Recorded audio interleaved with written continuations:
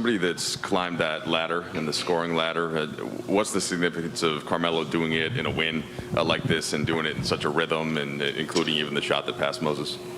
I think it always feels sweeter, obviously, in a win, and even more sweeter when it just happens organically.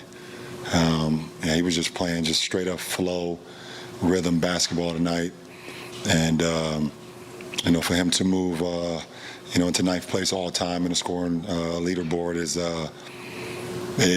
special.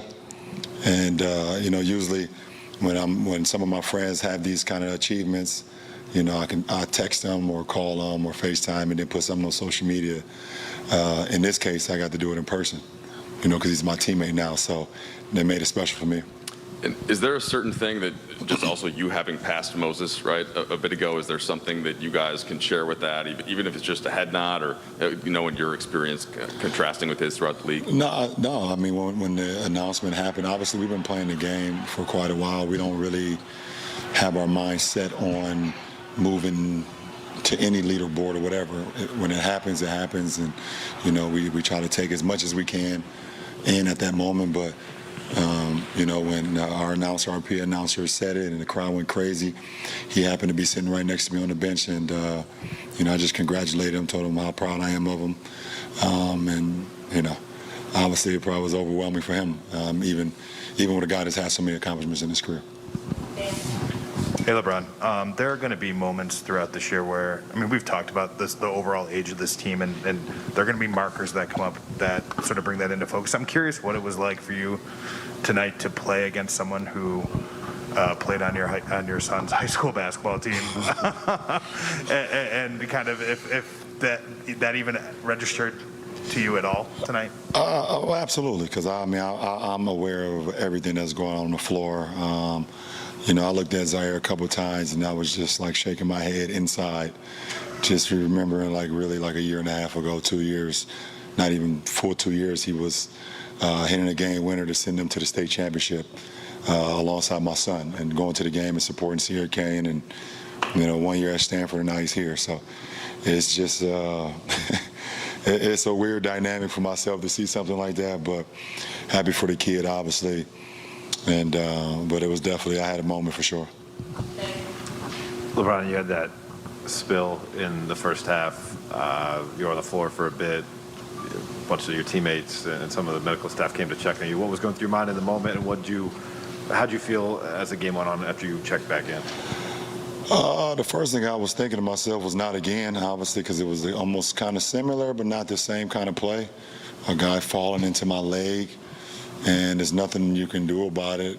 I couldn't get my leg out of there in time, so I just wanted to try to take a moment on the floor, just, hopefully it wasn't getting worse. I had an opportunity just to tie my shoe again and see if I could continue to go, and I was able to continue to go, but it's a little sore right now, and obviously I think it's going to be a little sore tomorrow when I wake up, but obviously I'm a round-the-clock guy when it comes to treatment, so hopefully I'll be ready to go on Tuesday. LeBron, back to Melo. What's it been like getting him acclimated here, and does the fact that you guys know each other so well and you have the history that you have make that process easier? Yes, it does. If it's one person that I know more than anybody on this team, it's him, obviously. We've been friends for over 20 years now. So, I know him just as well as he knows himself and vice versa. And, to have him here every day now is just it's a treat for me. It's an honor. It's a gift.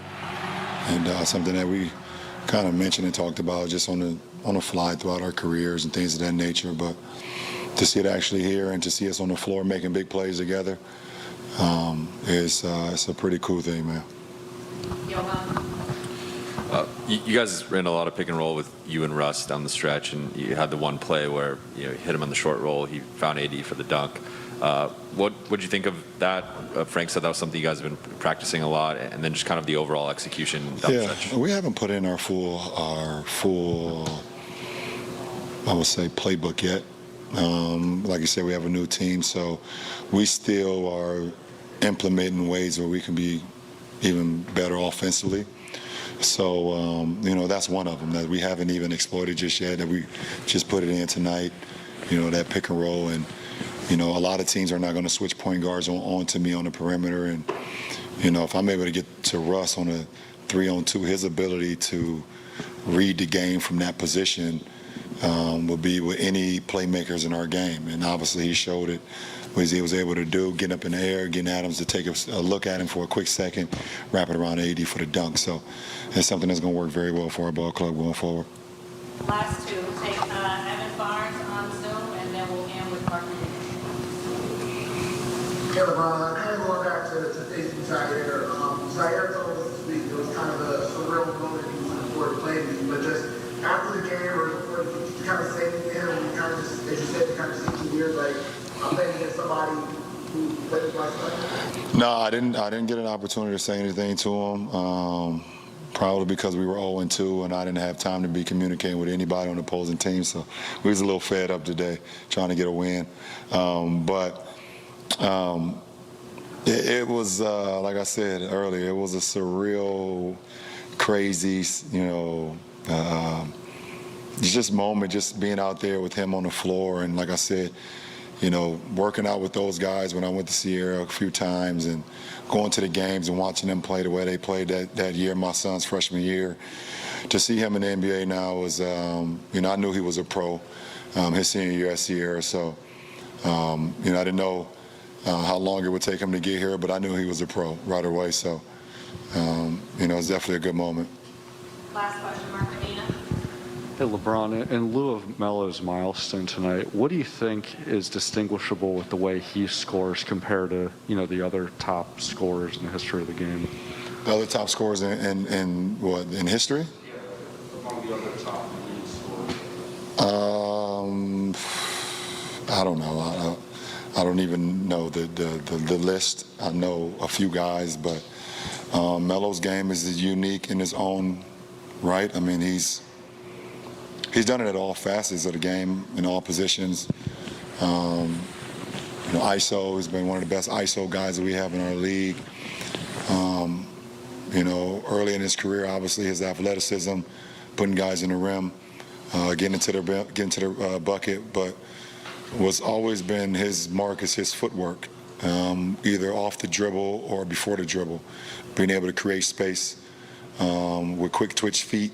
And his shot is one of the most beautiful releases I've seen in NBA history.